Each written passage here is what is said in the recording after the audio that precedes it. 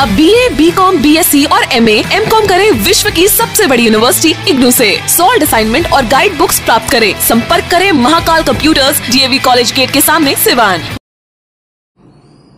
नमस्कार, आप देख रहे हैं ATN लाइव और मैं हूं चंदन। मोहम्मद शहाबुद्दीन साहब का जब से निधन हुआ है, लगातार देखा जा रहा है कि उनके जो समर्थक हैं उनमें नाराज़गी देखी जा रही है, क्योंकि अभी तक लालू प्रसाद यादव का जो परिवार है वो उनसे मिलने तक नहीं आया। और ऐसे लगातार हम उनसे जो भी लोग जुड़े हुए हैं शहाबुद्दीन साहब से, उनसे हम लोग लगातार संपर्क भी कर रहे हैं और लगातार हम चर्चा दिखा भी रहे हैं कि कैसा रहा मोहम्मद शहाबुद्दीन साहब का साथ। और इसी के क्रम में आज हम पहुंचे हुए हैं नगर परिषद की पूर्व चेयरमैन कृष्णा देवी के पास। कृष्णा देवी के बारे में कहा जाता है कि मोहम्मद शहाबुद्दीन साहब ने ही इन्हें चेयरमैन बनाया। तो हम इनसे बात करेंगे कि कैसा रहा था मोहम्मद शहाबुद्दीन साहब का साथ, आप लोग जब मिल करके एक साथ काम करते थे। तो कृष्णा देवी जी, मोहम्मद शहाबुद्दीन साहब अब नहीं हैं हम लोगों के बीच, साथ कैसा रहा और कैसे संपर्क हुआ, कैसे आप नगर परिषद की चेयरमैन बनी? देखिए, सबसे पहली बात तो यह है कि शहाबुद्दीन ना मरे हैं ना मरेंगे ना, वो हमेशा हम लोग के दिलों में ज़िंदा रहेंगे। हम उनको मरा हुआ नहीं समझते हैं, उनका देहांत हम नहीं समझ रहे हैं, हम उनको श्रद्धांजलि भी नहीं दे रहे हैं, इसलिए कि हमने उनको दिल में बैठाया है और हमारे दिल में वो हमेशा ज़िंदा रहेंगे ना। और दूसरा सवाल आपका है चेयरमैन कैसे बने, तो साहब ने जो हमारे लिए किया, मैं नहीं समझती हूँ कि कोई पुरुष मेरे लिए करेगा, इसलिए कि ये पुरुष प्रधान समाज है और साहब ने हर कदम कदम पर मुझे बचाया, कदम कदम पर। मैं नहीं समझती हूँ कि इतना कोई पुरुष किसी के लिए करेगा, या कोई विधायक करेगा, या कोई मंत्री करेगा ना। काफ़ी आपके आंखों में आंसू देखने को मिल रहा है। उनकी यादें जो हैं वो कभी मिटने वाली हैं। उन्होंने जो किया है वो मैं भूल नहीं सकती कभी। जो सम्मान उन्होंने दिया है मुझे, वो मैं कभी नहीं भूल सकती। और दूसरी बात है, रही राजद की बात, तो मैं ना राजद में थी या ना हूँ, आज भी नहीं हूँ, आज तो और नहीं हूँ। इसलिए कि मैं MP साहब के साथ थी, हिना मैडम के साथ थी, और यही लोग जब हर कदम कदम पे मेरा साथ दिए हैं, तो राजद तो कभी आया नहीं पूछने। कभी भी राजद नहीं पूछा कि यहाँ पर सिवान में महिलाएं भी हैं या कौन कौन महिलाएं हैं। अगर इन लोगों ने मुझे कदम कदम पर साथ दिया है तो मेरे लिए तो यही पार्टी है, यही सब कुछ है। राजद तो मेरे लिए कुछ भी नहीं है।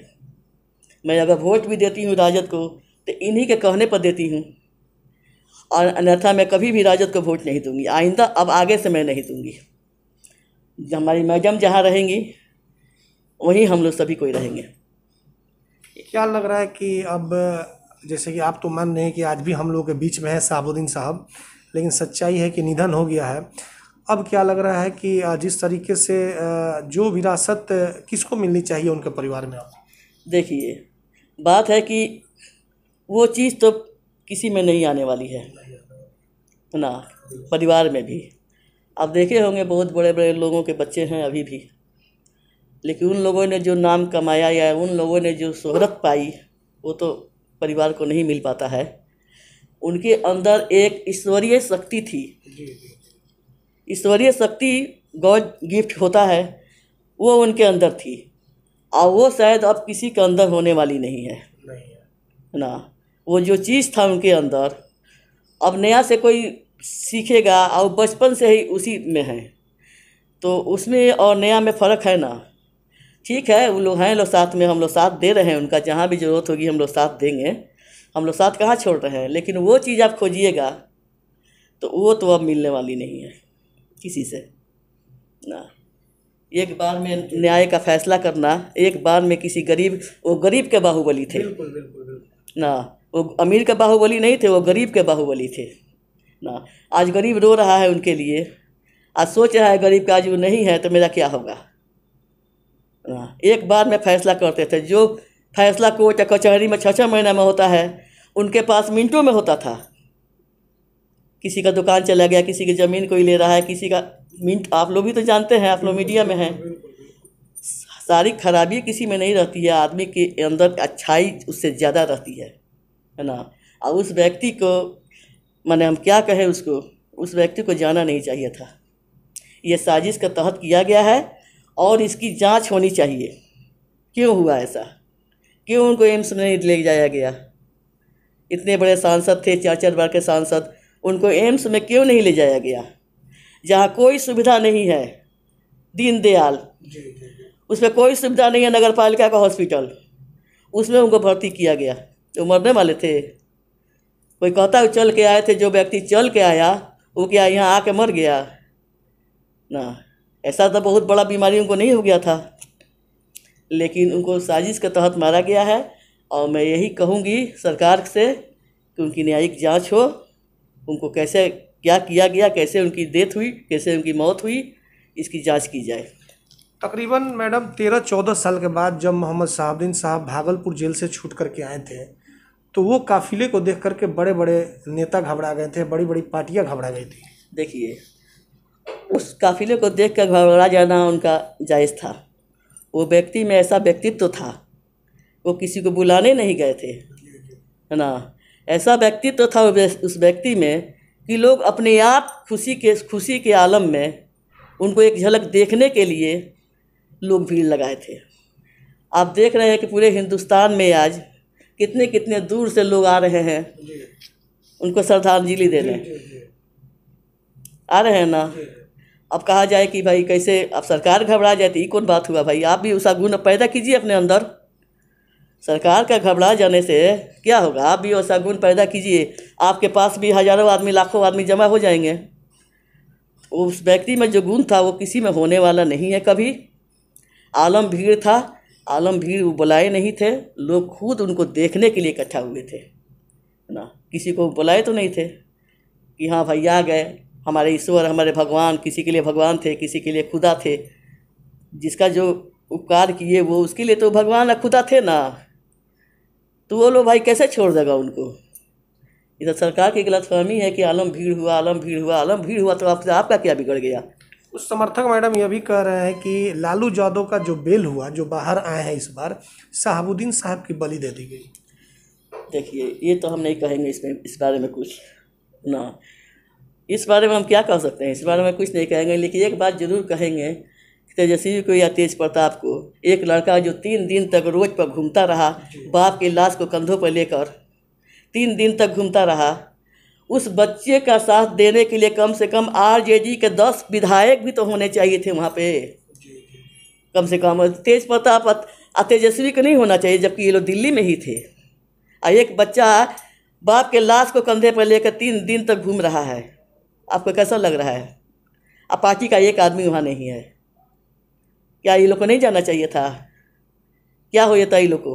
सारा रैली कर रहे हैं लोग, कहीं धरना प्रदर्शन कर रहे हैं लोग, तो कोरोना नहीं हो रहा, वहाँ जाते तो ये लोग को कोरोना हो जाता।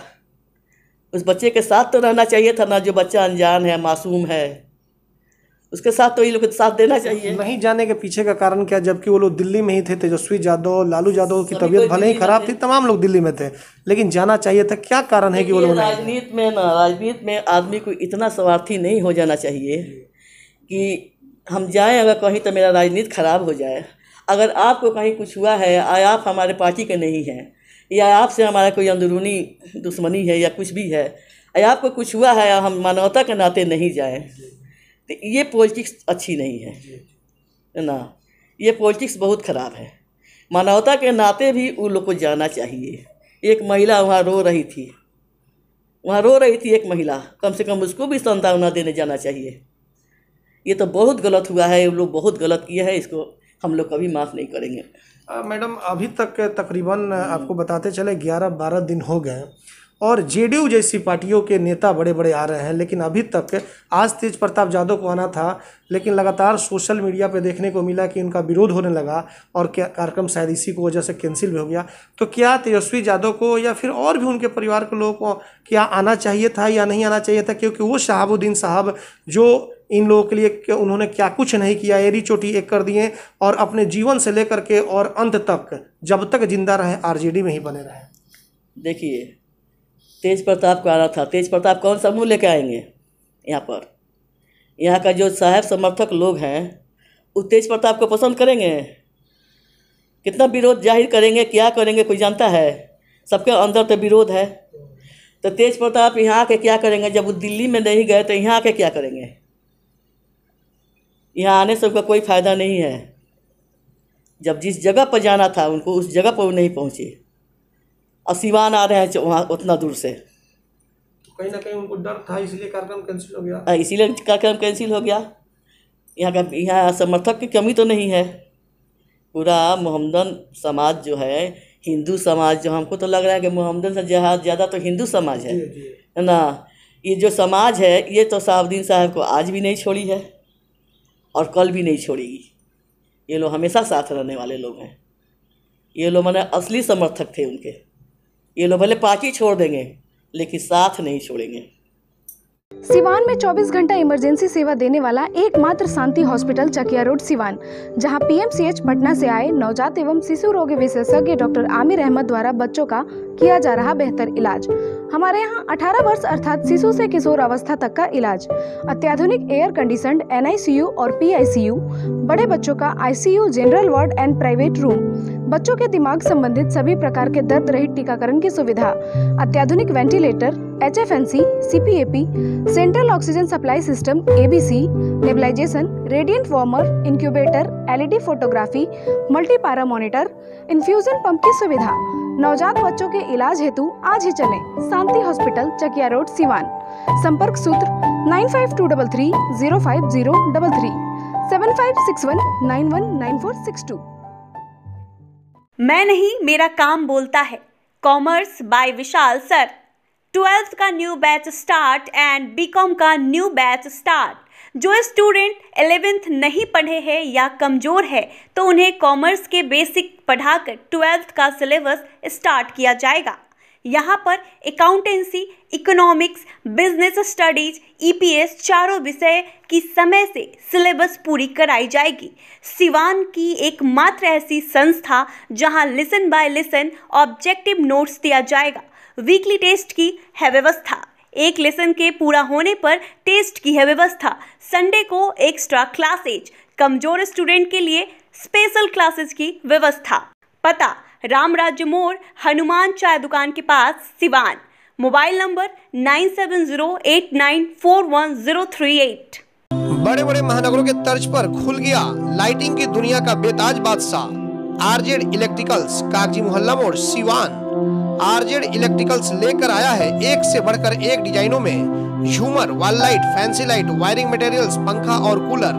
अपने मकान या दुकान या शोरूम को सजाना हो तो आज ही चले RZ इलेक्ट्रिकल्स, कागजी मोहल्ला मोड़, सिवान, क्योंकि इससे किफायती दरों पर कहीं भी आपको झूमर और लाइट नहीं मिलेंगे। हमारा मोबाइल नंबर है 7543586786, 7903116614। प्रोप्राइटर मोहम्मद अरशद हुसैन। अब लाडली बेटी की शादी के लिए कहीं और जाने की जरूरत नहीं, क्योंकि आपके शहर सिवान में खुल गया दुल्हन प्लाजा। रेयान कॉम्प्लेक्स 11वीं मस्जिद के नजदीक, शेख मोहल्ला, सिवान।